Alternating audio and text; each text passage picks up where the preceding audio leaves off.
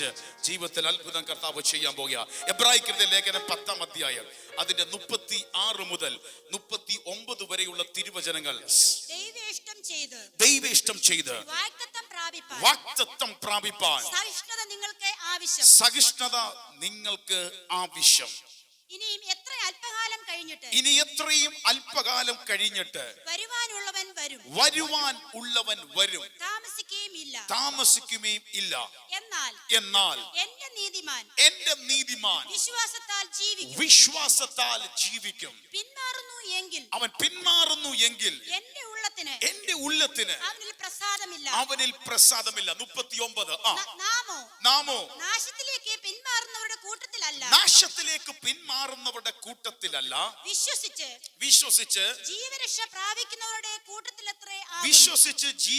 പ്രാപിക്കുന്നവരുടെ കൂട്ടത്തിൽ അത്രേ ആകുന്നു.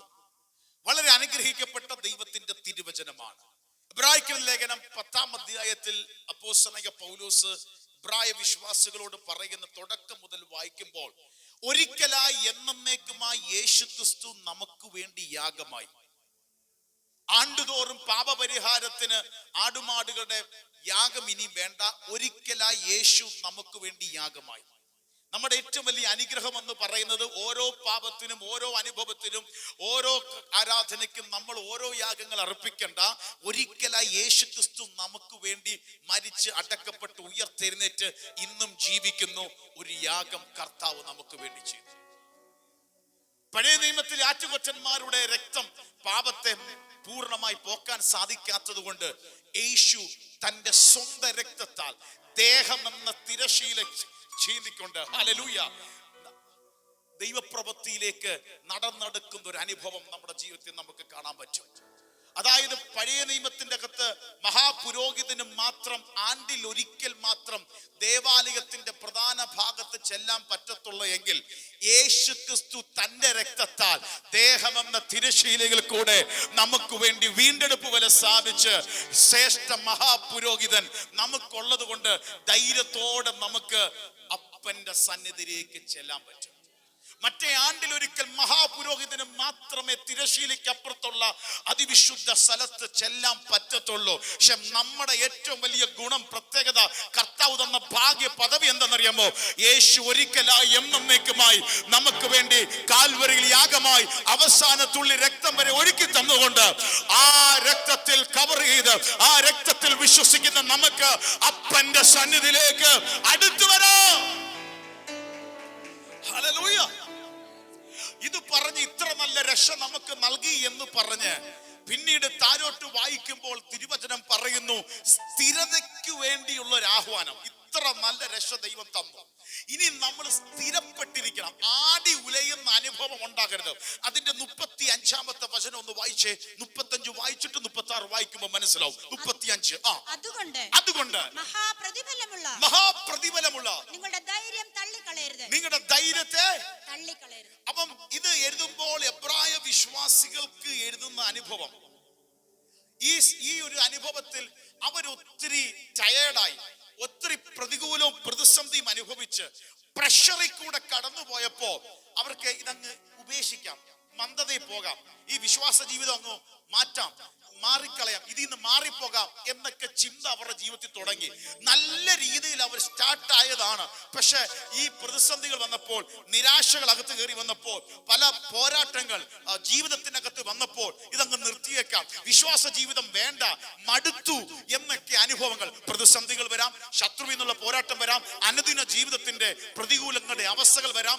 ഇതൊക്കെ കടന്നുകൂടിയപ്പോ അവരുടെ ഉള്ളിലൊക്കെ ഇതൊക്കെ അങ്ങ് ഉപേക്ഷിച്ചേക്കാം. ഇതിന്റെ പിന്നാലെ ഇറങ്ങി തിരിച്ചതിന് ശേഷമാണല്ലോ ഇതൊക്കെ വരുന്നതൊക്കെ നിരാശ വരാൻ തുടങ്ങി. അപ്പോഴാണ് പറഞ്ഞത്, നിനക്ക് വേണ്ടി ആറ്റുകൊറ്റന്മാരുടെ രക്തമല്ല, സ്വന്തം രക്തം കൊണ്ട് നിന്നെ വീണ്ടെടുത്തൊരു നല്ല കർത്താവ്. അതുകൊണ്ട് മഹാപ്രതിഫലമുള്ള നിങ്ങളുടെ ധൈര്യം തള്ളിക്കളയരുത്. അതിന്റെ അർത്ഥം എന്താ? കർത്താവിൽ വിശ്വസിക്കുന്ന നമ്മുടെ ജീവിതത്തിന്റെ അകത്ത് ഈ വിശ്വസിക്കുന്നതിനും പ്രവർത്തിക്കുന്നതിനൊക്കെ ഒരു മഹാപ്രതിഫലം ഉണ്ടെന്ന്. ഒരിക്കൽ കൂടെ പറയുന്നു, പ്രതിഫലമുണ്ട്. ഹല്ലേലൂയ.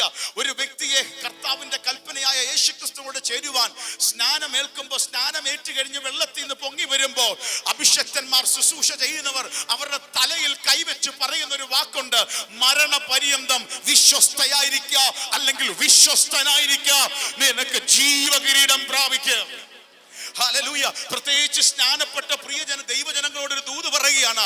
നിങ്ങളുടെ തലയിലേക്ക് ഒരു അഭിഷക്തൻ കൈവച്ച് ആ സ്നാനപ്പെട്ട സമയത്ത് പറഞ്ഞൊരു വാക്കുണ്ടല്ലോ, ചിലപ്പോൾ അന്നത്തെ അനുഭവത്തിലൊക്കെ മറന്നുപോയി കാണും.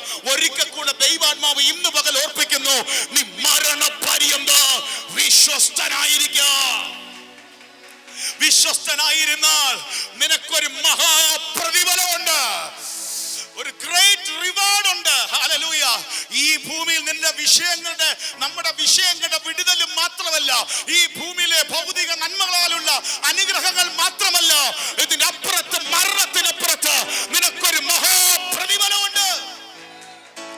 അത് തള്ളിക്കളയല്, അത് തള്ളിക്കളയരുത്, അത് തള്ളിക്കളയരുത്. ചിലപ്പോൾ ഇന്നലകളിൽ പ്രാർത്ഥിച്ച വിഷയത്തിന് ഇന്നും മറുപടി കണ്ടില്ല എന്ന് പറഞ്ഞ്, ചില വിഷയങ്ങളുടെ ഞെരുക്കങ്ങൾ ഒറ്റ രാത്രി കൊണ്ട് മാറിയില്ല എന്ന് പറഞ്ഞ്, നിനക്ക് മഹാപ്രതിഫലമുള്ള ഈ വിശ്വാസത്തെ തള്ളിക്കളയരുത്.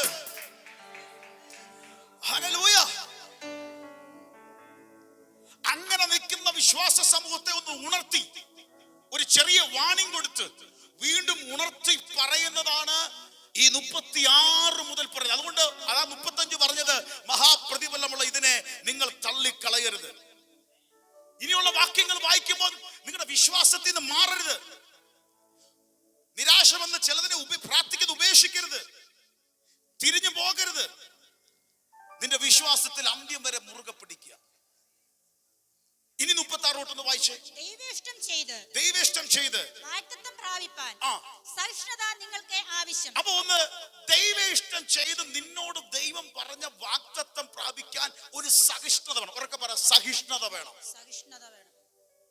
ഒന്ന് നീ വെയിറ്റ് ചെയ്യണം. നമ്മള് അടുത്തതാ, അതാണ് ദൂതിലേക്ക് വരാൻ പോവാ. ഇനിയും എത്രയും അല്പകാലം കഴിഞ്ഞിട്ട് വരുവാനുള്ളവൻ വരും. ദൈവം ഒരു വാഗ്ദത്തം പറഞ്ഞിട്ടുണ്ട്, വരുവാനുള്ളവൻ വരും, താമസിക്കുകയില്ല. ശ്രദ്ധിച്ചേ, നമ്മുടെ കർത്താവിന്റെ ഏറ്റവും വലിയ പ്രോമിസാണ്. വീണ്ടും അവൻ എന്ത് ചെയ്യും? വരും. ഒരിക്കൽ വന്നു, വീണ്ടും നമുക്ക് വേണ്ടി മരിച്ചു, അടക്കപ്പെട്ടു, ഉയർത്തെഴുന്നേറ്റു, സ്വർഗത്തിലേക്ക് കയറിപ്പോയി. അടുത്ത പ്രോമിസാണ്, അവൻ വീണ്ടും വരും. വീണ്ടും വരും. അപ്പൊ വന്നു, പോയി, ഇനി വീണ്ടും വരും. ഈ ഗ്യാപ്പിലാണ് നമ്മൾ ജീവിക്കുന്നത്. ഈ ഗ്യാപ്പിലാണ് നമ്മൾ ജീവിക്കുന്നത്. വരുമെന്ന് നൂറ്റാണ്ടുകൾക്ക് മുമ്പേ, വർഷങ്ങൾക്ക് മുമ്പേ പ്രവാചകന്മാർ കൂടി അരുളി ചെയ്തു. കന്യക ഗർഭം ധരിച്ചു മകനെ പ്രസവിക്കും, യെശയ്യാ മുതൽ പ്രവചിച്ചു. പക്ഷെ കാലസമൂഹത്തിൽ തക്ക സമയമായപ്പോ വന്നു. നമ്മുടെ രക്ഷയ്ക്ക് വേണ്ടി പൂർത്തീകരിച്ചു, സ്വന്തം രക്തം ചീന്തി. ഇനി വീണ്ടും പറഞ്ഞു, ഞാൻ വീണ്ടും എപ്പോ പോവുക? വീണ്ടും വരും. ആ ഗ്യാപ്പിലാണ് നമ്മളെല്ലാം ജീവിക്കുന്നത്. ഏത് ഗ്യാപ്പിൽ? കർത്താവ് വീണ്ടും വരും. വന്നു കഴിഞ്ഞു, ഇനി വീണ്ടും വരും. ഈ പീരീഡിലാണ് നമ്മളെല്ലാം ജീവിക്കുന്നത്. അവരോടാണ് ഇനിയും എത്ര അല്പ കഴിഞ്ഞിട്ട് വരുവാനുള്ളവൻ വരും, താമസിക്കില്ല. ഉറക്കെ പറ, താമസിക്കില്ല. വരൂന്ന് പറഞ്ഞാൽ വരും, വരൂന്ന് പറഞ്ഞാൽ വരും. പോസ്റ്റ്മാനും കൊറിയറൊക്കെ ഇപ്പൊ വരും, ഇപ്പൊ തിരിക്കും എന്നൊക്കെ പറയും. പക്ഷെ സമയത്ത് വരണമെന്നില്ല. അവൻ എന്തെങ്കിലും ബുദ്ധിമുട്ട്, അവൻ നാളെ വരും, അല്ലെങ്കിൽ മറ്റന്നാൾ വരും. പക്ഷെ ഇത് വരൂന്ന് പറഞ്ഞാൽ വരും, വരൂന്ന് പറഞ്ഞാൽ വരും. അടുത്തിരിക്കും തൊട്ടിട്ട് പറയാം, വരൂന്ന് പറഞ്ഞാൽ വരൂന്ന് പറഞ്ഞേ, വരൂന്ന് പറഞ്ഞാൽ വരും. ഈ മെസ്സേജ് തയ്യാറാക്കിക്കൊണ്ടിരിക്കുമ്പോഴാണ് എനിക്കൊരു മെസ്സേജ് വന്നു. പോസ്റ്റ് ഓഫീസിന്റെ ആർട്ടിക്കിൾ വന്നിട്ടുണ്ട്, ഇപ്പൊ വരും, ഡെലിവറി ഔട്ടായി, ആരാ കൊണ്ടുതരുന്നതിന്റെ പേര് ഉൾപ്പെടെ എല്ലാ കൊറിയർ എല്ലാം സെറ്റപ്പ് വന്നു. ഇന്നലെ രാവിലെ തൊട്ട് കാത്തിരിക്കുക, വരും. ഞാൻ വിചാരിച്ചു വരും. മെസ്സേജ് വന്നു, ഔട്ട് ഫോർ ഡെലിവറി, ഡെലിവറിക്ക് ഔട്ടായി, ആരാ കൊണ്ടുവരുന്നതായി. രാവിലെ തൊട്ട് കാത്തിരിക്കുക, വൈകിട്ട് 7:30 വന്നില്ല. ഇനിയിപ്പോ നാളെ ആയിരിക്കാം വരുന്നത്, അല്ലെങ്കിൽ മറ്റന്നാളായിരിക്കും, അവരുടെ പുള്ളിയുടെ സൗകര്യത്തിനായിരിക്കും വരുന്നത്. പക്ഷേ ഞാൻ ഈ മെസ്സേജ് തയ്യാറാക്കണമെങ്കിൽ അത് അപ്പുറം ഓർത്ത്, എടാ വരുമെന്ന് പറഞ്ഞാൽ ഈ കർത്താവ് വരും എന്ന് പറഞ്ഞാൽ വരും. ഒരിക്കൽ വരുമെന്ന് പറഞ്ഞ് വന്നിട്ടുണ്ടെങ്കിൽ വീണ്ടും വരും. ഹല്ലേലൂയ. പ്രതിഫലം ഉണ്ടെന്ന് പറഞ്ഞാൽ ഉണ്ട്, തരൂന്ന് പറഞ്ഞാൽ തരും. വിടുവിക്കും എന്ന് പറഞ്ഞാൽ വിടുവിക്കും. അപ്പൊ വരും, താമസിക്കില്ല. അടുത്ത 38 ദൂതിലേക്ക് പ്രവേശിക്കുന്നു. എന്നാൽ എന്റെ നീതിമാൻ വിശ്വാസത്താൽ ജീവിക്കും. ഇനി എന്റെ നീതിമാൻ വിശ്വാസത്താൽ ജീവിക്കും. അവിടെ നിൽക്കണേ. ഇനി എങ്ങനെ വിശ്വാസത്താൽ ജീവിക്കും? ഞാൻ വരൂ എന്ന് പറഞ്ഞാൽ വന്ന്, ഇനിയും വരൂ എന്ന് പറഞ്ഞു. ഈ ഗ്യാപ്പിൽ നമ്മൾ ജീവിക്കുക. ഇനി നമ്മൾ എങ്ങനെ ജീവിക്കുന്നത്? എന്റെ നീതിമാൻ വിശ്വാസത്താൽ ജീവിക്കും. Just shall live by faith. ഇനി നമ്മൾ എങ്ങനെ ജീവിക്കുന്ന അറിയോ? പാസ്റ്റർ, എങ്ങനെ ഞാൻ ജീവിക്കുന്നത്? എന്റെ അവസ്ഥയിൽ എങ്ങനെ? നീ വിശ്വാസത്താൽ ജീവിക്കും. വിശ്വാസത്താൽ ജീവിക്കും. ഞാൻ എങ്ങനെ അടുത്ത സ്റ്റെപ്പ് വെക്കും? പാസ്റ്റർ ബ്രദർ, വിശ്വാസത്താൽ സ്റ്റെപ്പ് വെക്കും. By faith. ശക്തമേറിയ ദൂതാണ് ഈ ദൂത്. വിശ്വസിച്ചോ? ഏത് സമയം ആത്മാവിന്റെ വലിയ സ്പർശനം നിങ്ങളുടെ ജീവിതത്തെ തൊടാൻ പോവുകയാണ്. വിശ്വാസത്താൽ ജീവിക്കും. എന്റെ നീതിമാൻ. ആരാ നീതിമാൻ? കർത്താവ് നീതീകരിക്കുന്നവനാണ് നീതിമാൻ.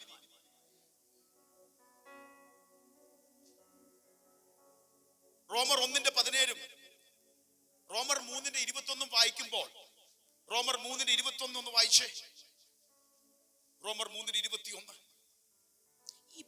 ഇപ്പോഴോ ദൈവത്തിന്റെ നീതി വിശ്വസിക്കുന്ന എല്ലാവർക്കും യേശുക്രിസ്തുവിലെ വിശ്വാസത്താലുള്ള ദൈവനീതി തന്നെ മതി. യേശുക്രിസ്തുവിൽ വിശ്വസിക്കുമ്പോൾ, അവന്റെ രക്തത്താൽ കഴുകൽ പ്രാപിക്കുമ്പോൾ ദൈവം നമ്മെ നീതിമാനായി മാറ്റുകയാണ്. അപ്പൊ നമ്മളെല്ലാം നീതീകരിക്കപ്പെട്ടവനായ യേശുക്രിസ്തുവിന്റെ രക്തത്താൽ. റോമർ 1:17 അത് തന്നെയാണ് പറയുന്നത്. ദൈവം ഡിക്ലെയർ ചെയ്യാണ് നീതിമാൻ നമ്മളോട് പറഞ്ഞാൽ രക്തത്താൽ നാം നീതീകരിക്കപ്പെട്ടു. ഇനി നമ്മൾ എങ്ങനെ ജീവിക്കണം? യേശുക്രിസ്തുവിന്റെ രക്തത്താൽ കഴുകൽ പ്രാപിച്ച ദൈവ പൈതലെ എങ്ങനെ ജീവിക്കണം? By faith. വിശ്വാസത്താൽ ജീവിക്കണം. ഉറക്കെ പറ, വിശ്വാസത്താൽ ജീവിക്കണം. ഇനി നമ്മളോടുള്ള ദൂത് നമ്മൾ വിശ്വാസത്താൽ ജീവിക്കണമെന്നാണ്. അതിന് മനോഹരമായി ഗലാത്യർക്ക് ലേഖനം വരുമ്പോൾ അപ്പോസ്തലനായ പൗലോസ് 2:20 2:20 ഈ വാക്ക് മറക്കല്ലേ, ഈ നമ്പർ. ഇന്നത്തെ ദൂതിനിടയ്ക്കുള്ള 2:20. ഉറക്കെ പറ, 2:20. ഒന്ന് പറ, ഉറക്കെ പറ, പിള്ളേർ പറ, 2:20. ഗലാത്യർ 2:20 ഒന്ന് വായിച്ചേ. ഗലാത്യർ 2:20. ഞാൻ ക്രിസ്തുവിനോട് കൂടെ ക്രൂശിക്കപ്പെട്ടിരിക്കുന്നു. ഞാൻ ഇപ്പോ ക്രിസ്തുവിനോട് കൂടെ ക്രൂശിക്കപ്പെട്ടിരിക്കുന്നു. ഇനി ജീവിക്കുന്നത് ഞാനല്ല. ഇനി ഞാനല്ല. ഇനി ആരാ? ക്രിസ്തു അത്രേ. ക്രിസ്തുവാ. ഇനി എന്റെ ഉള്ളിൽ ആര് വന്നു? ഇതുവരെ ഞാൻ ജീവിച്ചു, ഇനി ക്രിസ്തുവിൽ ജീവിക്കാൻ പോവാ. ക്രിസ്തു അത്രേ എന്നിൽ ജീവിക്കുന്നു. ഇപ്പോൾ ഞാൻ ജഡത്തിൽ ജീവിക്കുന്നതോ ഞാനിപ്പോ ജഡത്തിൽ, ഇപ്പൊ നമ്മളിപ്പോ ജഡത്തിൽ ജീവിക്കുക, ഈ ഭൂമിയിലാ ജീവിക്കുന്നത്. ജഡത്തിൽ ഇപ്പൊ ജീവിക്കുക, കർത്താവിന്റെ വരവ് വരെ ജീവിക്കുന്നത്. എന്നെ സ്നേഹിച്ച് എനിക്ക് വേണ്ടി തന്നെത്താൻ ഏൽപ്പിച്ചു കൊടുത്ത ദൈവപുത്രനിലുള്ള വിശ്വാസത്താൽ അത്രേ. ഈ ജഡത്തിൽ ജീവിക്കുമ്പോ നമ്മൾ എങ്ങനാ ജീവിക്കുന്നേ?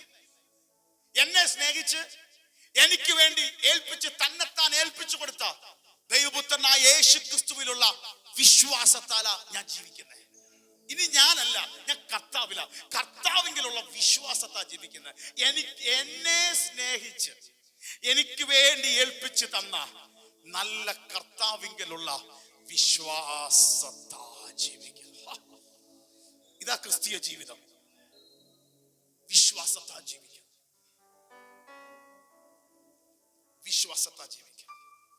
വിശ്വാസത്താൽ ജീവിക്കുക എന്ന് പറയുമ്പോ,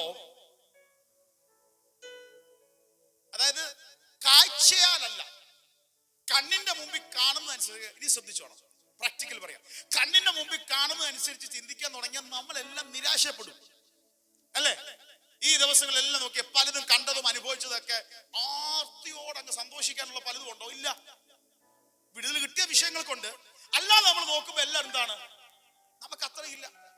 പക്ഷെ വിശ്വാസ ജീവിതത്തിൽ കാഴ്ചയാലല്ല, കാണുന്നത് നോക്കിയാൽ നിരാശപ്പെട്ടിരിക്കാനേ ഉള്ളൂ. പക്ഷെ കാഴ്ചയാലല്ല, വിശ്വാസത്താൽ. അടുത്തത് feeling, not by feeling.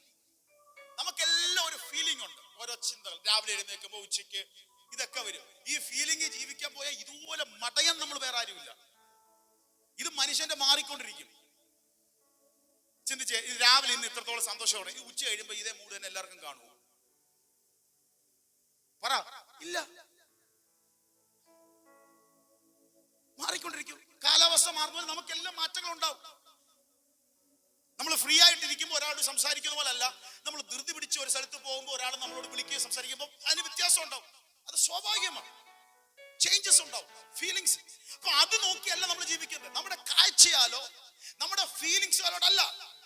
Not by സർക്കസസ്. നമ്മുടെ ചുറ്റുപാടുകൾ നോക്കുമ്പോൾ അതനുസരിച്ച് ജീവിക്കാൻ പോയാൽ നമ്മൾ തകർന്നു പോകും. പക്ഷെ ഇവിടെ പറയുന്നു വിശ്വാസത്താൽ ജീവിക്കുക. Leave by faith. 2 കൊരിന്ത്യർ 5:7 അപ്പോസ്തലനായ പൗലോസ് പറയുന്നു, കാഴ്ചയാലല്ല വിശ്വാസത്താൽ അത്രേ ഞങ്ങൾ നടക്കുന്നത്. കാഴ്ചയാലല്ല വിശ്വാസത്താൽ. എപ്പോ ചിലതിനൊക്കെ വെയിറ്റ് ചെയ്യുമ്പോഴും നമ്മൾ വിശ്വാസത്താൽ നടക്കണം. ചില പ്രശ്നങ്ങൾ നമ്മൾ സഫർ ചെയ്യുമ്പോൾ ഫെയ്ത്ത് ഇൻ സഫറിങ്, ആ പ്രതിസന്ധിയിൽ നമ്മൾ സഫർ. നമ്മുടെ പ്രാർത്ഥനകൾ മറുപടി ഉടനെ കിട്ടാതിരിക്കുമ്പോഴും നമ്മൾ വിശ്വാസത്തിലായിരിക്കും. നമ്മുടെ വാഗ്ദത്തങ്ങൾ ഉണ്ടല്ലോ, അതൊന്നും നടക്കാതെ ലോക്കായിരിക്കുന്ന അവസ്ഥയുണ്ടാവും. അവിടെ വിശ്വാസത്താൽ എന്റെ നീതിമാൻ വിശ്വാസത്താൽ. അവിടെ അതാ പറഞ്ഞത്, വിശ്വാസത്താൽ. കണ്ടുകൊണ്ടല്ല, ഫീലിങ്സ് അല്ല, സാഹചര്യമല്ല.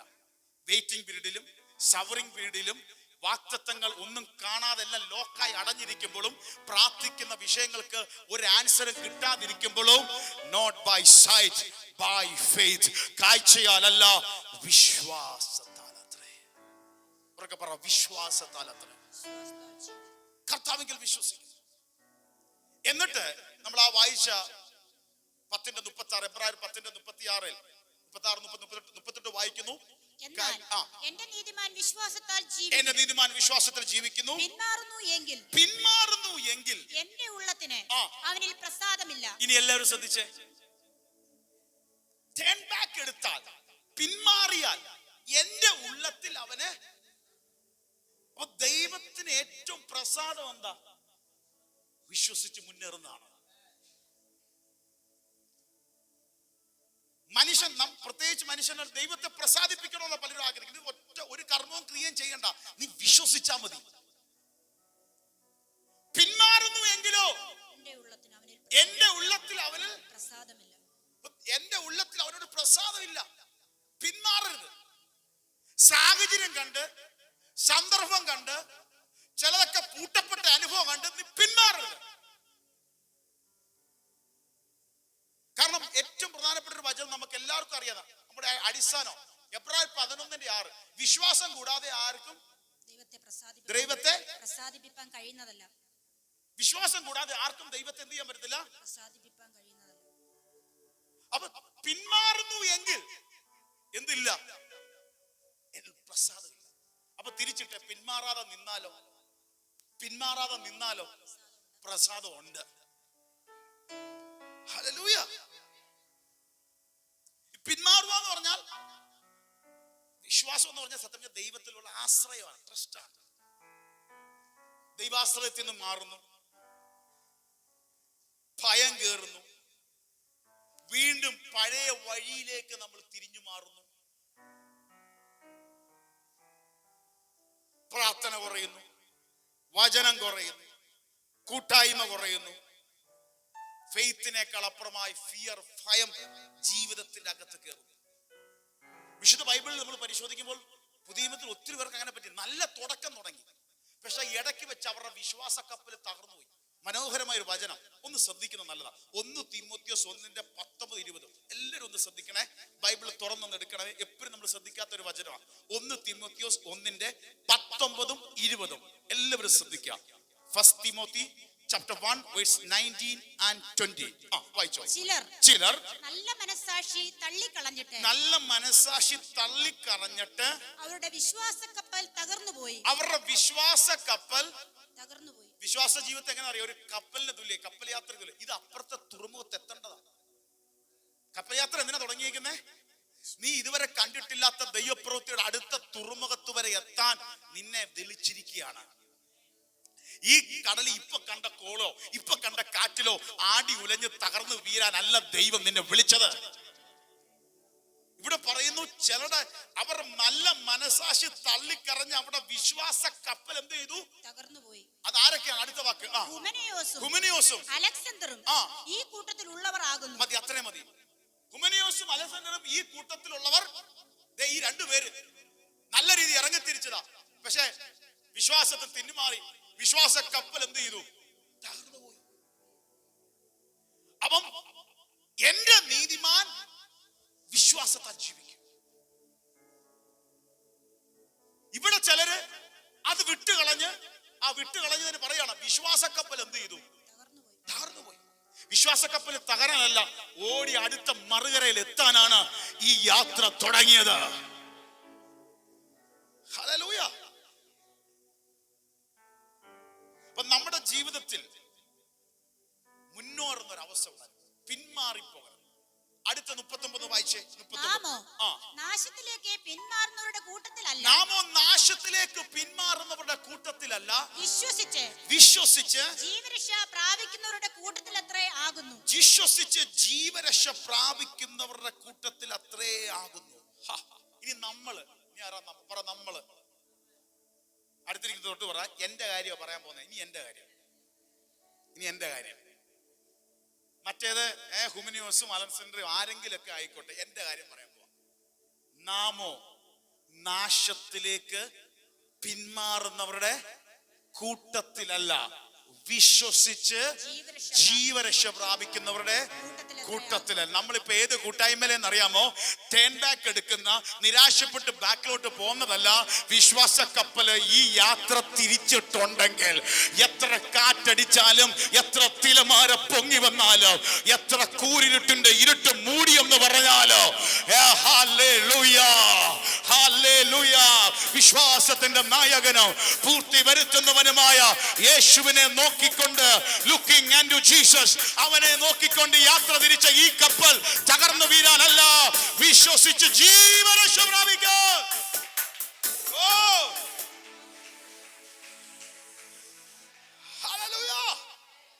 പിന്മാറുന്നവരുടെ കൂട്ടത്തിലല്ല. ദൂത് തുടങ്ങാൻ പോവാ. ശക്തമേറിയ ഒരു പ്രോഫറ്റിക്കൽ മെസ്സേജിലേക്ക് കയറാൻ പോകും. ഇതുവരെ അടിസ്ഥാനം ഇട്ടുകൊണ്ടിരിക്കുക. നിങ്ങളുടെ അകത്ത് എന്താണെന്ന് വിശ്വാസം മനസ്സിലാക്കുമ്പോ ഈ വിശ്വാസത്തിന്റെ പ്രവൃത്തി കർത്താവ് ഇതിന്റെ അകത്ത് ചെയ്യാൻ പോവുക. ഹല്ലേലൂയ. വിശ്വസിച്ച് ഇന്ന് മുതൽ തീരുമാനിച്ചോ, ചിലരെ നോക്കി പ്രവചിക്കുക. ഇനി നിങ്ങളുടെ വീട്ടിൽ നടക്കുന്നത് വിശ്വസിച്ച് മുന്നോട്ടാണ്. ഞാനൊരു പ്രവചനാത്മാവി പറയാം. ചിലപ്പോഴൊക്കെ ഈ മുന്നോട്ടുള്ള കപ്പലില് ഹല്ലേലൂയ എന്താണെന്നൊന്നും മനസ്സിലാകാൻ പറ്റാതെ ചിലർ സ്റ്റക്കായിട്ടിരിക്കുന്ന അവസ്ഥയുണ്ട്. ചിലരൊക്കെ മനസ്സ് മഴിച്ചിച്ചിരി നിരാശയിലോട്ട് ബാക്ക് അടിച്ച അവസ്ഥയുണ്ട്. ഇത് രണ്ടും മാറ്റിയിട്ട് പിടിച്ച് നിന്നെ മുന്നോട്ട് ഓടിക്കുന്ന ഒരു വലിയ എനർജിയാണ് വിശ്വാസം. ഇന്ന് വിശ്വസിച്ച് മുന്നോട്ട് ചിലര് പോകാൻ പോവുക.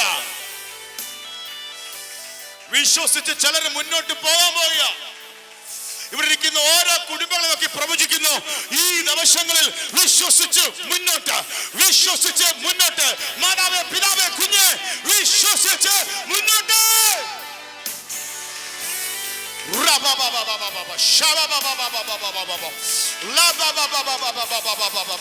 തുടക്കം മുതലേ ദൈവാത്മാവ് മകനെ നിന്നോട് പറയുന്നു, വിശ്വസിച്ച് മുന്നേറിക്കോ.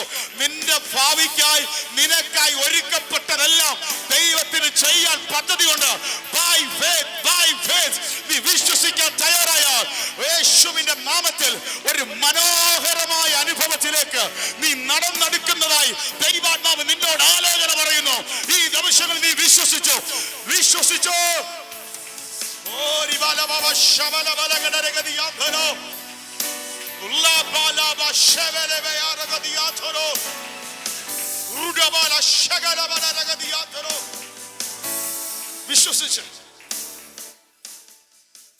തിമോത്തിയോസിന്റെ ലേഖനം എഴുതുമ്പോ 2 തിമോത്തിയോസ് 1:12 വായിച്ചേ. അപ്പോസ്തലൻ പൗലോസ് തിമോത്തിയോസിനോട് വിശ്വാസത്തിൽ നിജപുത്രനായ തിമോത്തിയോസിന്റെ പറയാ 2 തിമോത്തിയോസ് 1:12. അത് നിമിത്തം തന്നെ ഞാൻ ഇതൊക്കെയും സഹിക്കുന്നു. ശ്രദ്ധിച്ചേ, പൗലോസ് പറയാ, തിമോത്തിയോസേ, ഞാൻ ഇതൊക്കെ സഹിക്കുന്നു. ഈ വന്നതെല്ലാം ഞാൻ എന്ത് ചെയ്യുക? ഞാനങ്ങ് സഹിക്കുക. കാരണം എന്താണെന്നറിയാമോ? എങ്കിലും ലജ്ജിക്കുന്നില്ല. ഞാൻ സഹിക്കുന്നു. ഞാൻ എങ്കിലും എന്ത് ചെയ്യുന്നില്ല? ലജ്ജിക്കുന്നില്ല. ഞാൻ ലജ്ജിക്കുന്നില്ല. എത്രയൊക്കെ സഹിച്ചിട്ടും അതിനാൽ ഞാൻ ഇപ്പോൾ ഈ ക്ലേശങ്ങളെല്ലാം സഹിച്ചിട്ടും ഞാൻ ലജ്ജിക്കുന്നില്ല. കാരണം ഞാൻ ആരെ വിശ്വസിച്ചിരിക്കുന്നു എന്നറിയുന്നു.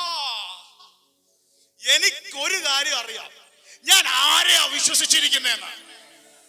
ഇത് നിങ്ങൾ ഇന്ന് തിരിച്ചറിയണം. ഹല്ലേലൂയ. നീ എത്ര സഹിച്ചാലും നീ ലജ്ജിച്ചു പോകത്തില്ല. കാരണം ഞാൻ ആരെയാ വിശ്വസിച്ച് ഉണ്ടാകട്ടെ എന്ന് പറഞ്ഞ ഒറ്റ വാക്കിൽ ഉലകത്തെ സൃഷ്ടിച്ച മഹാദൈവത്തെയാ സേവിക്കുന്ന, ആരാധിക്കുന്നത്. പൗലോസിന്റെ ഉറപ്പ് കണ്ടോ? ഞാൻ ഇതെല്ലാം സഹിക്കുക, ഞാൻ ലജ്ജിക്കത്തില്ല. ഇവിടെ ഇരിക്കുന്ന ചിലരോട് പറയാം, സഹിച്ചോ, പക്ഷെ നീ ലജ്ജിക്കത്തില്ല. ഹല്ലേലൂയ. നീ വിശ്വസിക്കുന്ന ആരെയാണെന്നറിയാമോ? ചിലരോട് പറയും, നീ സഹിക്കുന്ന വിഷയത്തിന് നീ ലജ്ജിക്കത്തില്ല.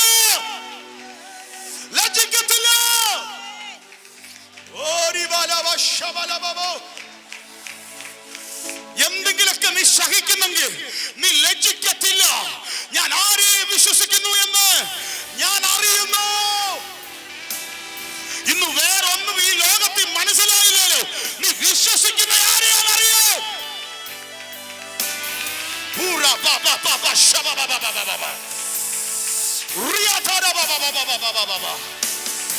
ഈ ലോകത്തിലെ പലതും ഒന്നും അറിയത്തില്ലല്ലോ. ലോകത്തിലെ ടെക്നോളജി ഒന്നും പൂർണ്ണമായിട്ടൊന്നും അറിയത്തില്ലല്ലോ. നീ ആരെയാ വിശ്വസിക്കുന്നത് നീ അറിഞ്ഞോ?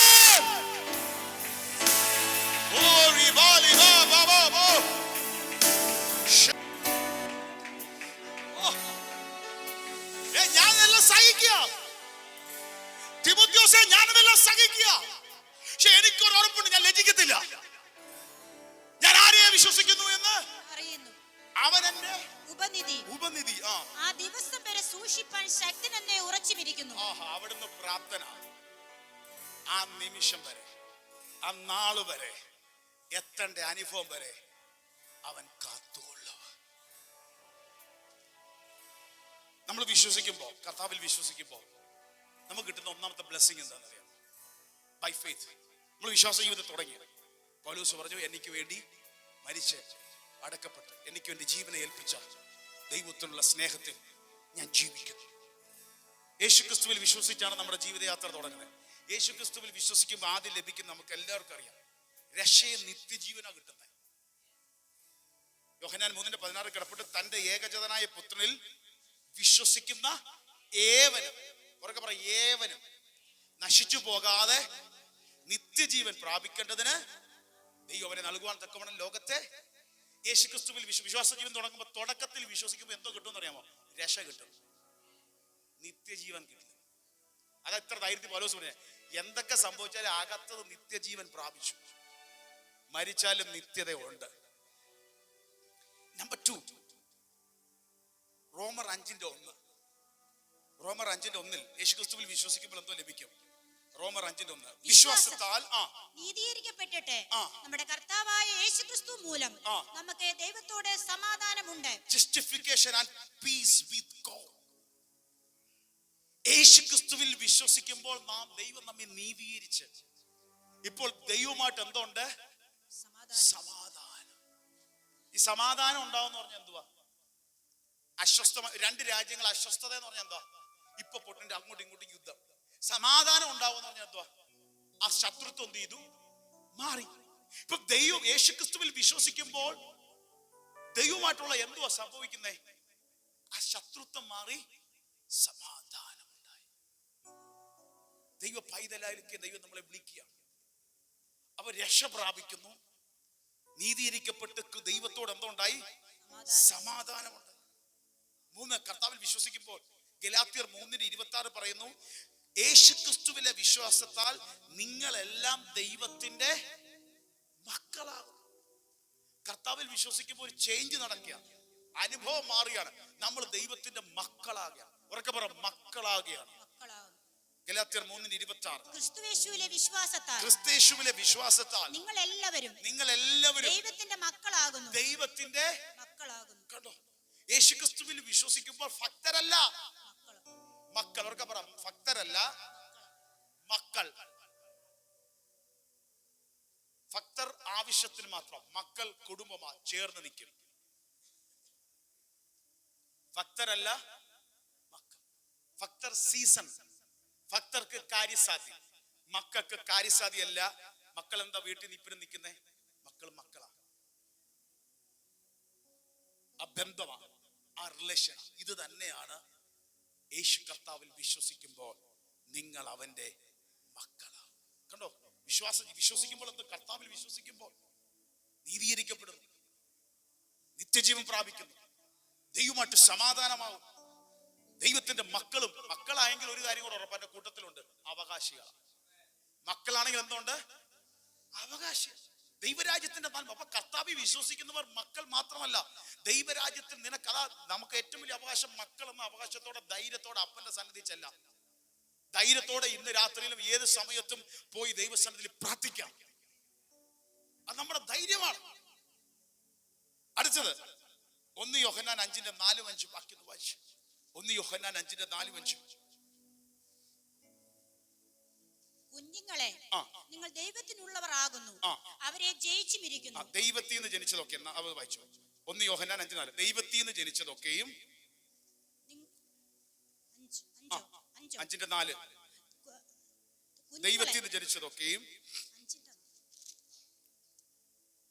ദൈവത്തിൽ നിന്ന് ജനിച്ചതൊക്കെയും ലോകത്തെ ജയിക്കുന്നു. ലോകത്തെ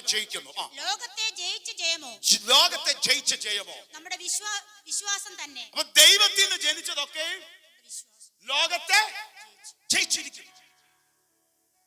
ദൈവത്തിൽ നിന്ന് ജനിച്ചതൊക്കെ ലോകത്തെ ജയിച്ചിരിക്കുന്നു. അടുത്ത് യേശു. അപ്പൊ ഒരു മിനിറ്റ്, ദൈവത്തിൽ നിന്ന് ജനിച്ചതൊക്കെ ലോകത്തെ ജയിച്ചിരിക്കുന്നു. ഈ ലോകത്തെ നമ്മൾ എങ്ങനെ ജയിച്ചേ? ലോകത്തെ ജയിച്ച ജയമോ നമ്മുടെ വിശ്വാസം. അപ്പൊ ദൈവത്തിൽ, ഈ വാക്കുകൾ എല്ലാവരും ശ്രദ്ധിച്ചു, ഒന്ന് ശ്രദ്ധിച്ച്, എല്ലാവരും സ്ക്രീനിലോട്ട് ശ്രദ്ധിച്ചേ. ദൈവത്തിൽ നിന്ന് ജനിച്ചതെല്ലാം ലോകത്തെ ജയിക്കുന്നു. ദൈവത്തിന്റെ നിന്ന് ജനിച്ചവരെല്ലാം ലോകത്തെ എന്ത് ചെയ്തിരിക്കുന്നു? എങ്ങനെ ദൈവത്തിൽ നിന്ന് ജനിക്കുന്നേ? ലോകത്തെ ജയിച്ച ജയമോ നമ്മുടെ വിശ്വാസം തന്നെ. അപ്പൊ എങ്ങനെ ലോകത്തെ ജയിക്കുന്നേ? നമ്മുടെ വിശ്വാസം. ഇനി 5 വായിച്ചേ. യേശു ദൈവപുത്രൻ എന്ന് വിശ്വസിക്കുന്നവനല്ലാതെ ആരാകുന്നു ലോകത്തെ ജയിക്കുന്നവൻ? യേശു ദൈവപുത്രൻ എന്ന് വിശ്വസിക്കുന്നവനല്ലാതെ വേറെ ആരാണ് ലോകത്തെ? ഒറ്റ വാക്കിൽ, യേശുവിനെ കർത്താവും രക്ഷിതാവുമായി വിശ്വസിക്കുന്നവൻ ലോകത്തെ ജയിച്ചിരിക്കുന്നു. ലോകത്തെ ജയിച്ച ജയമോ ഏതിലുള്ള വിശ്വാസം? കർത്താവിലുള്ള വിശ്വാസം. അപ്പൊ കർത്താവിൽ വിശ്വസിക്കുന്നവന് ഒരു ജയം ഈ ലോകത്തിലുണ്ട്. ഏതൊക്കെ ജയം? ആർക്കാണ്? പരീക്ഷകൾ, പോരാട്ടങ്ങൾ അനുഭവിക്കുന്നവർ, യുദ്ധം അനുഭവിക്കുന്നവർക്കാണ് ജയം വേണ്ടത്. ജീവിതത്തിന്റെ അകത്ത് ഏതൊക്കെ പോരാട്ടങ്ങൾ, ഏതൊക്കെ വിഷയങ്ങൾ, ഏതൊക്കെ പ്രതിസന്ധികൾ നിന്റെ ജീവിതത്തിന്റെ അകത്ത് വന്നാലും ഒരു കാര്യം പറയാം, വിശ്വസിക്കുന്നവന് ഒരു ദൈവ പ്രവൃത്തി ഉണ്ട്. ഹല്ലേലൂയ. വിശ്വസിക്കുന്നവന് ഒരു അത്ഭുതം ഉണ്ട്. ബൈബിൾ പരിശോധിക്കുമ്പോൾ വിശ്വസിക്കുന്നവന് ഒരു വലിയ സൗഖ്യമുണ്ട്. പലപ്പോഴായി പല വ്യക്തികൾ യേശുവിന്റെ അടുക്കൽ വന്നപ്പോൾ അവരുടെ വിശ്വാസം കണ്ടു പറഞ്ഞിട്ടുണ്ട്, ഇത്ര വലിയ വിശ്വാസം, നിന്റെ വിശ്വാസം നിനക്ക് സൗഖ്യമാകട്ടെ, നിന്റെ വിശ്വാസം നിന്നെ സുഖപ്പെടുത്തട്ടെ. അപ്പൊ അതിന്റെ അർത്ഥം എന്താ? വിശ്വസിക്കുന്നവന് ജയമുണ്ട്, വിശ്വസിക്കുന്നവന് സൗഖ്യമുണ്ട്, വിശ്വസിക്കുന്നവന് വിടുതലുണ്ട്, വിശ്വസിക്കുന്നവന് രക്ഷയുണ്ട്, വിശ്വസിക്കുന്നവന് ദൈവമായി സമാധാനമുണ്ട്, വിശ്വസിക്കുന്നവൻ മക്കളാണ്, വിശ്വസിക്കുന്നവർ അവകാശിയാണ്.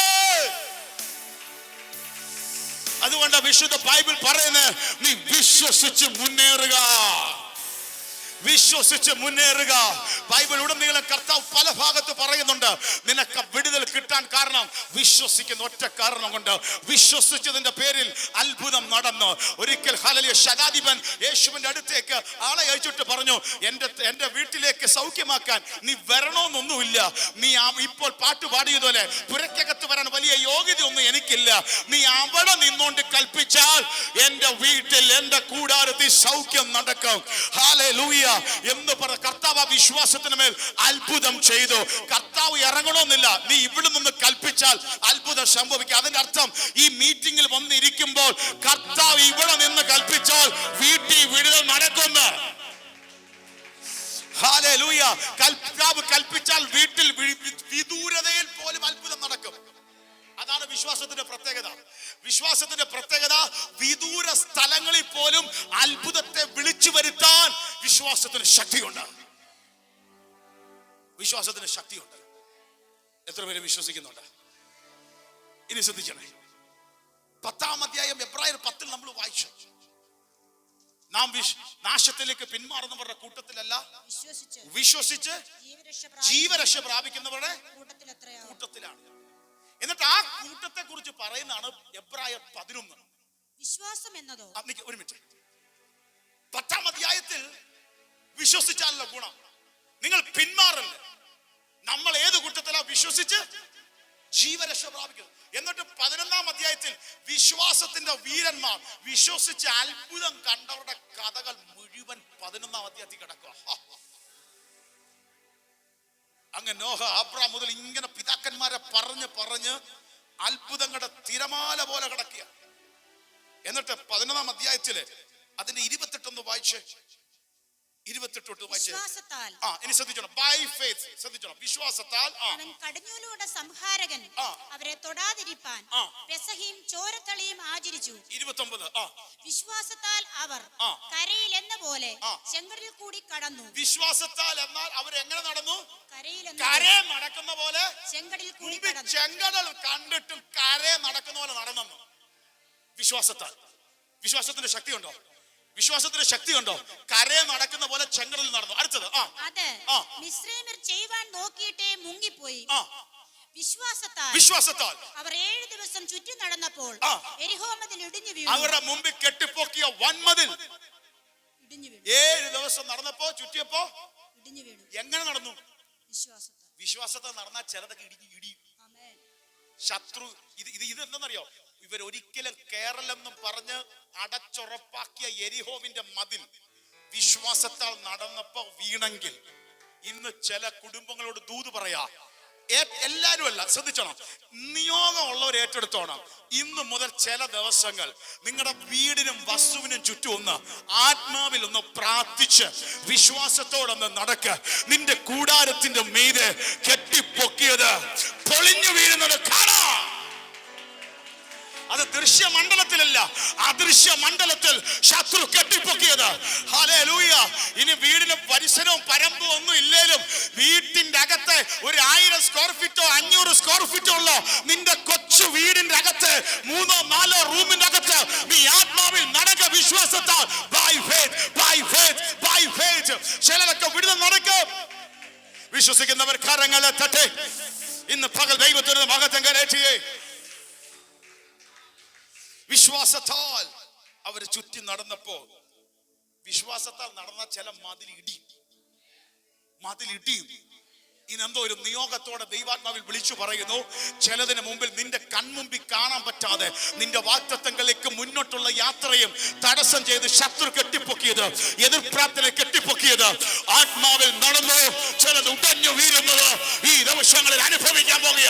അത് സാക്ഷ്യമായി വെളിപ്പെടും.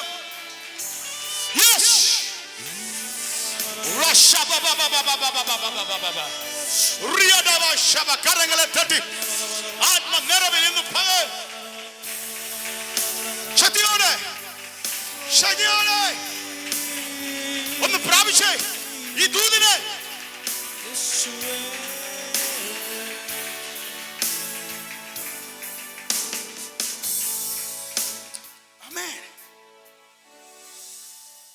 ഇനി 32 മുതൽ 34 വരെ ഇനി എന്തു പറയേണ്ടു? ശ്രദ്ധിച്ചോണം എല്ലാവരും, ഓരോ വാക്ക് ശ്രദ്ധിച്ചോണം. അതിൽ ഒരാളുടെ കാര്യം പറയാൻ പോവാ, എന്നിട്ട് പ്രാർത്ഥിക്കാൻ പോവാ. ഇനി എന്തു പറയണ്ടു? ബാരാക്ക്, ശിംശോൻ, ഇഫ്താഹ്, ദാവീദ് എന്നവരെയും ശമൂവേൽ മുതലായ പ്രവാചകന്മാരെയും കുറിച്ച് വിവരിപ്പാൻ സമയം പോരാ. ഇങ്ങനെ കുറച്ച് പേരുടെ പേര് പറയാം. ഇവരെ കുറിച്ചൊക്കെ വിവരിക്കാൻ സമയം വിവരിച്ച നിക്കത്തില്ല. എന്നിട്ട് അടുത്തത് എന്താ ഇവരുടെ കൂടെ നടന്നത്? അടുത്തത് വിശ്വാസത്താൽ അവർ രാജ്യങ്ങളെ അടക്കി. അവർക്ക് വലിയ ശത്രു ബറ്റാലിയൻ ഒന്നുമില്ല, പക്ഷെ വിശ്വാസത്താൽ രാജ്യങ്ങളെ അടക്കി, നീതി നടത്തി, വാഗ്ദത്തം പ്രാപിച്ചു, അലറി അടുത്ത സിംഹങ്ങളുടെ വായ അടച്ചു, തീയുടെ ബലം കെടുത്തു. ഇപ്പൊ ചുറ്റുകളെന്ന് പറഞ്ഞ അതിശക്തമേറിയ തീയുടെ ബലത്തെ കെടുത്തി. വാളിന്റെ വായ്ത്തല തെറ്റി. അവരുടെ നേരെ വന്നത് തെറ്റിച്ചു മാറ്റി ദൈവം. ബലഹീനതയിൽ ശക്തി പ്രാപിച്ചു. ബലഹീനതയായിരുന്നു വിശ്വാസത്തിന്റെ പ്രത്യേകത. ശക്തി പ്രാപിച്ചു. യുദ്ധത്തിൽ വീരന്മാരായി തീർന്നു. അന്യന്മാരുടെ സൈന്യങ്ങളെ ഓടിച്ചു. സ്വന്തമല്ല, അന്യമായിട്ട് എതിര് നിന്നതിനെ ഓടിച്ചു. വിശ്വാസത്താൽ ഇതെല്ലാം നടക്കും. തീയുടെ ബലം കെടുക്കും, സിംഹത്തിന്റെ വായ അടയ്ക്കും, നീതി നടത്തും, യുദ്ധം ജയിക്കും. ഇന്ന് ചിലരോട് ദൂത് പറയാ, ഇത് നിങ്ങളുടെ വീട്ടിൽ നടക്കും. വരിയില്ലാത്ത ചെങ്കടലിൽ കൂടെ നടന്ന് അപ്പുറത്ത് നീ കടക്കും. കെട്ടിപ്പൊക്കിയ മതിൽ വിശ്വാസത്താൽ നിന്റെ മുമ്പിൽ ഉടഞ്ഞു വീഴും. അത് രോഗത്തിന്റെ, ശാപത്തിന്റെ, ഇല്ലായ്മയുടെ, കുറവിന്റെ, എന്തിന്റെ ആയാലും മതിൽ പൊളിയും. തീയുടെ ബലം നിന്നെ ദഹിപ്പിക്കുമെന്ന് പറഞ്ഞ് വെല്ലുവിളിക്കുന്ന തീയുടെ ബലത്തെ കെടുത്തും. ഹല്ലേലൂയ. അയ്യോ, ഞാൻ സിംഹത്തിന്റെ ഗുഹയിൽ വീണ പോലെ അനുഭവമാണല്ലോ. വിഷമില്ല, അതിന്റെ വായ അടക്കാൻ ഈ വിശ്വാസത്തിന്റെ ശക്തിയുണ്ട്. തീയുടെ ബലത്തെ കെടുത്തും. അന്യന്മാരുടെ സൈന്യത്തെ ഓടിക്കും. എത്ര പേര് വിശ്വസിക്കുന്നുണ്ട്? അന്യമായത് നിന്റെ വീട്ടിൽ, നിന്റെ ജീവിതത്തിനകത്ത് ആവശ്യമില്ലാത്ത കേറി വരുന്നതിനൊക്കെ വിശ്വാസത്താൽ ഓടിക്കാൻ പറ്റുന്നു. ഇന്ന് എന്തോ അങ്ങനെ നടക്കാൻ പോകും. ആത്മമണ്ഡലത്തിൽ ചേർന്ന് ഇറങ്ങി ഓടാൻ പോവുക. നിനക്കെതിരെ പാഞ്ഞെടുക്കുന്നതോ, നിനക്ക് ഇപ്പോൾ എതിരെ നിൽക്കുന്നതോ, അത് ഓടും. നീ വിശ്വാസത്താൽ ഓടിക്കും.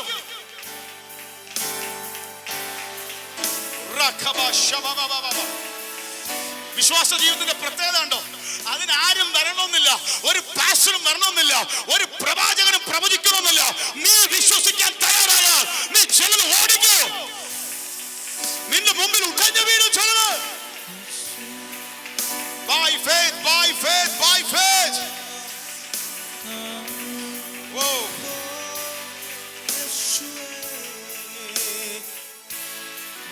ഒരാളെ പറയാം, അതീ പറഞ്ഞ പോലെ അതിന്റെ 32 എടുത്തേ, 32ാമത്തെ വചനം. ഇത് ഈ പറഞ്ഞ പോലെ ഇവരെ കുറിച്ച് വിവരിക്കാൻ സമയം പോരാ, എല്ലാവരും വിവരിക്കാൻ പറ്റത്തില്ല. ഒറ്റയാളെ വിവരിക്കാം. ബാരാക്ക്, ശിംശോൻ, അടുത്ത ആള് ഇഫ്താഹ്. ഇവരെല്ലാം വിശ്വസിച്ച് അത്ഭുതം കണ്ടു. ഇഫ്താഹിനെ ഒന്ന് എടുക്കാൻ പോവാ. വിശ്വാസ വീരന്മാരുടെ പട്ടികയിൽ പഴയ നിമിത്തം നിന്ന് കയറിയ വ്യക്തി ഒരാളാണ്. നമ്മൾ മോശ, ദാവീദ്, ദാനിയേല്, ഇതൊക്കെ നമ്മൾ എപ്പോഴും കേട്ടില്ല. ശൗമേല്, ഇതൊക്കെ നമ്മൾ എപ്പോഴും കേട്ടത്. ഇഫ്താഹ്, അവർക്ക് പറയാം ഇഫ്താഹ്. തന്റെ ജീവിതം എന്തോന്ന് അറിയാമോ? ഇത് കുറിച്ചു വെച്ചോ. ദൈവാത്മാവ് ചിലരോട് സംസാരിക്കുന്ന. ന്യായാധിപന്മാരുടെ പുസ്തകം 11-ാം അധ്യായം 1 തൊട്ട് എടുത്തേ. ന്യായാധിപന്മാരുടെ പുസ്തകം 11-ാം അധ്യായം 1 മുതലുള്ള വചനം. ഗിലെയാദ്യനായ, എല്ലാവരും എടുക്കണേ, ശ്രദ്ധിക്കണം. ഇനി സ്ക്രീനിൽ കാണിക്കും. ന്യായ ജഡ്ജസ് 11-1 മുതൽ.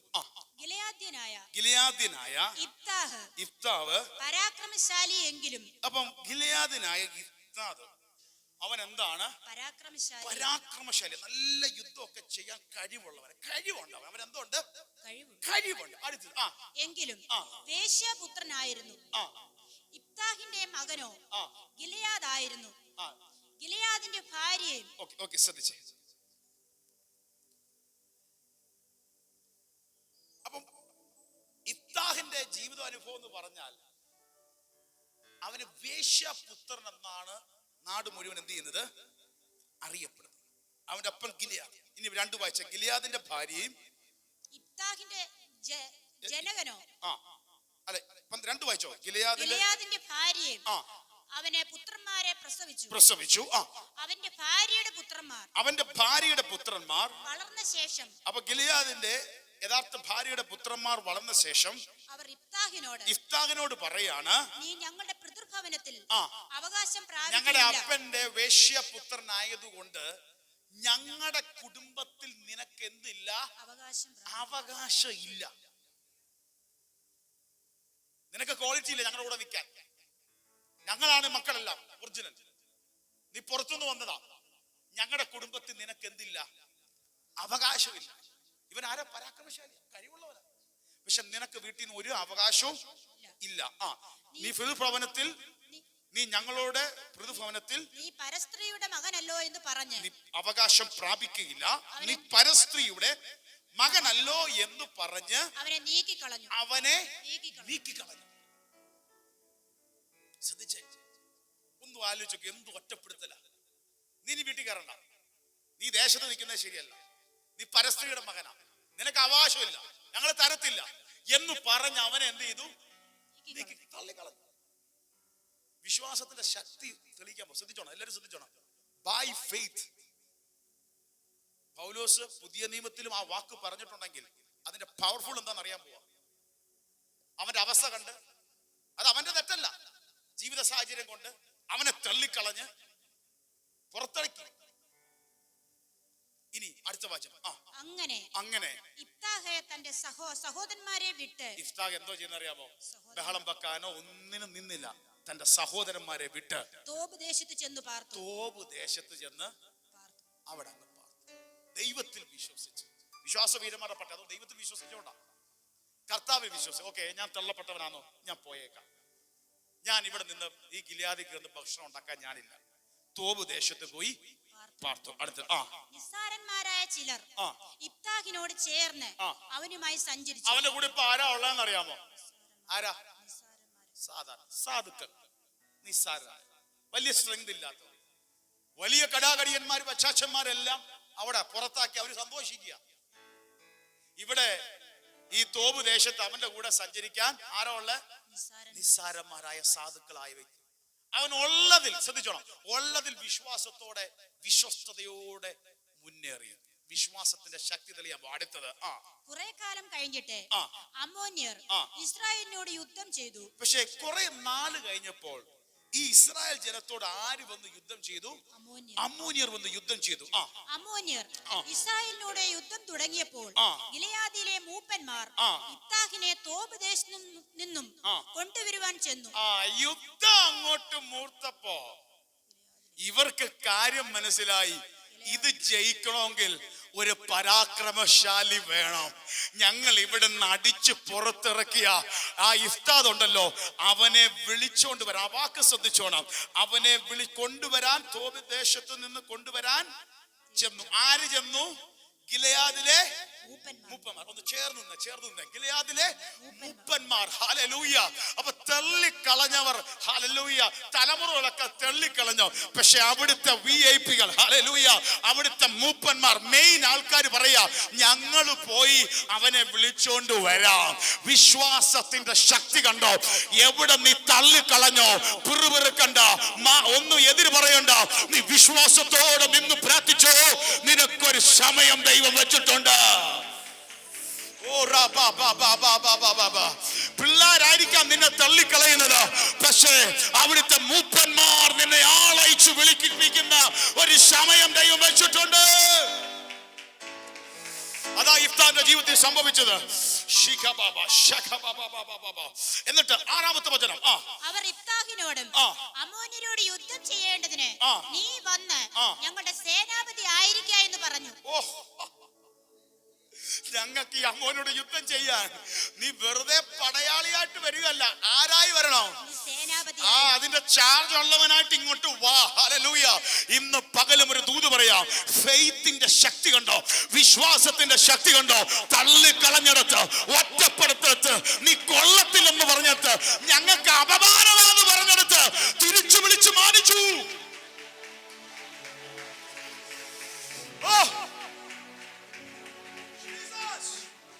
വിശ്വാസത്തിന്റെ ശക്തി കണ്ടോ? പിന്നെ ഒന്നും നോക്കത്തില്ല, പിന്നെ കുലം നോക്കത്തില്ല, പിന്നെ മഹിമയൊന്നും നോക്കത്തില്ല. വിശ്വാസത്തിന്റെ ശക്തിയാണത്. There is power in the. വിശ്വാസത്തിന്റെ ശക്തിയുണ്ട്. ഉറക്കെ പറ, വിശ്വാസത്തിന്റെ ശക്തിയുണ്ട്. എന്നിട്ട് അവര് ആവേശിക്കുന്ന കാണാം. 7-ാം വാക്യം. ഇഫ്താഹ് ഗിലെയാദ്യരോട്, നിങ്ങൾ എന്നെ പകച്ച് പിതൃഭവനത്തിൽ നിന്ന് നീക്കി കളഞ്ഞില്ലയോ? ഇപ്പോൾ നിങ്ങൾ കഷ്ടത്തിലായ സമയം എന്റെ അടുക്കൽ എന്തിനു വരുന്നു എന്ന് പറഞ്ഞു. ചോദിച്ചു, ഇപ്പൊ കഷ്ടസമയത്ത് നിങ്ങൾ എന്റെ അടുക്കൽ വരും. അങ്ങനെ 11-ാമത്തെ വാക്യം വായിച്ചു. അങ്ങനെ ഇഫ്താഹ് ഗിലെയാദിലെ മൂപ്പന്മാരോട് കൂടെ പോയി ജനം അവനെ തലവനും സേനാപതിയും ആക്കി. ഇഫ്താഹ് മിസ്പയിൽ വെച്ച് യഹോവയുടെ സന്നിധിയിൽ തന്റെ കാര്യമെല്ലാം പ്രസ്താവിച്ചു. എല്ലാവരുടെ മധ്യത്തിൽ വെച്ച് ഇഫ്താദിനെ എന്തോ ആക്കി? സേനാപതിയാക്കി. തള്ളിക്കളഞ്ഞെടുത്ത് കൊണ്ടുവന്ന് ദൈവം തിരിച്ച് അധികാരിയാക്കി മാറ്റി.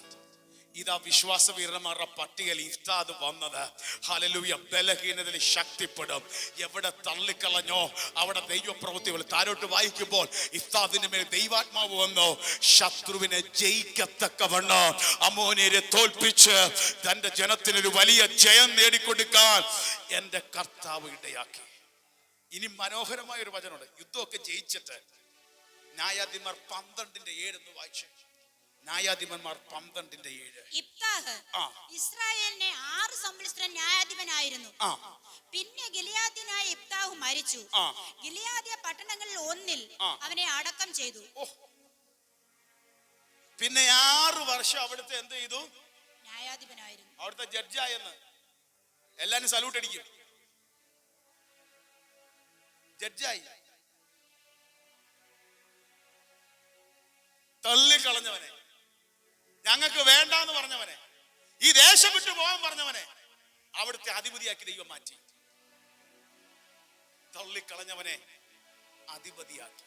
അടുത്ത വാക്ക് ശ്രദ്ധിച്ചോണം. അവൻ എവിടെ അടക്കപ്പെട്ടെ? ഗിലെയാദ്യ പട്ടണത്തിൽ ഒന്നിൽ അവനെ അടക്കം ചെയ്തു. സിറ്റിയിൽ അടക്കി.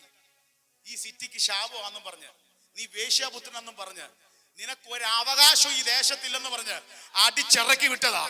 പക്ഷെ അതേ ദേശത്ത് അവകാശം കൊടുത്ത് അവന്റെ നിത്യതയിൽ മരിക്കത്തക്കവണ്ണം ദൈവം അവിടെ ഒരുക്കിയെങ്കിൽ, ഇതാ വിശ്വാസവീരന്മാരുടെ പട്ടികയിൽ ഇഫ്താദിന്റെ സ്ഥാനം നിങ്ങൾക്ക് മനസ്സിലായോ?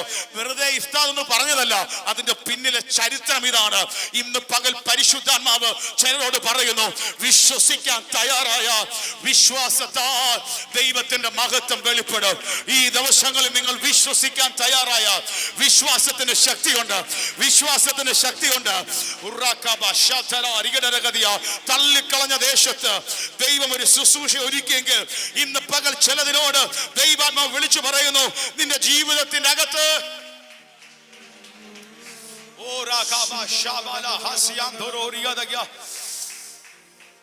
എത്ര പേര് വിശ്വസിക്കാൻ തയ്യാറാണ്?